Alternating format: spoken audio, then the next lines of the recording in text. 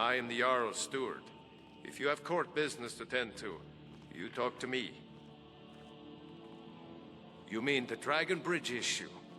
I'll be honest with you. I was planning to let that go. Varnius is a bit jumpy at the best of times. There have been reports of weird happenings near Wolfskull Cave. Travelers disappearing, odd lights. I suspect wild animals, or perhaps bandits. I don't think it's worth our time with the war going on. But if you want to clear out the cave, I'll make sure you're repaid for your work. The cave has a bad history. Long ago, Potema the Wolf Queen used it for necromantic rituals. That's where it got the name. That was over 500 years ago. Nothing much down there now. But everyone's always convinced the cave is haunted. That remains to be seen. By rights, she has a legitimate claim as High Queen of Skyrim. But we must have the support of the other Jarls for that claim to have any meaning. Should they accept her rule, we will have peace. Of course he does. What sort of a question is that? Maybe you've been listening to Eriker. There's been loose talk among some of the Thanes, and I suspect he's the cause of it. You'll pay those rumors no heed if you wish to retain your welcome in this city. She may be young, but Elisif is the Jarl by right. And here in Skyrim, if nothing else, we respect the traditions of our fathers' fathers. You do well to remember that. Feel free to return to me with questions. The Blue Palace is an open forum. What you're up to. Be quick. I have little patience for mundane concerns. I have so very many ways to deal with people. Very few of them pleasant. The court. A whirlwind of gossip and ambition. As always. Little of substance ever emerges from those gilded cages. And you... You're trying my patience. Excellent. I think you'll be glad that you made this decision. Thank you. I'll be sure to put it to good use. You've already learned all I can teach you. Oh, what happened? I was to my shame. The whole court was in attendance. I've seen much in my time, but that was a gruesome day. Because Ulfric needed a symbol. Someone he could defeat that represented the Empire. The White Gold Concordat, the banning of Talos worship.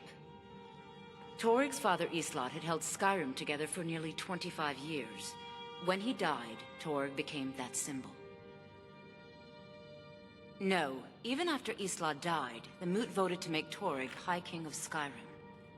But Ulfric was at that Moot, continually talking about Skyrim's independence in terms just shy of treason. I don't think Ulfric knew how much Toryg respected him for that. If Ulfric had asked Toryg directly to stand up, to declare independence, Toryg might have done it. Because the Dominion is a sleeping beast that Skyrim cannot slay alone. Because many Nords are part of the Imperial Army even now. Because the food and resources we get from the Empire are important to our people. Because even if we can't openly worship him, Talos the God was once Tiber Septim the man, and this is his empire. And Toryg wasn't ready to let it fall apart.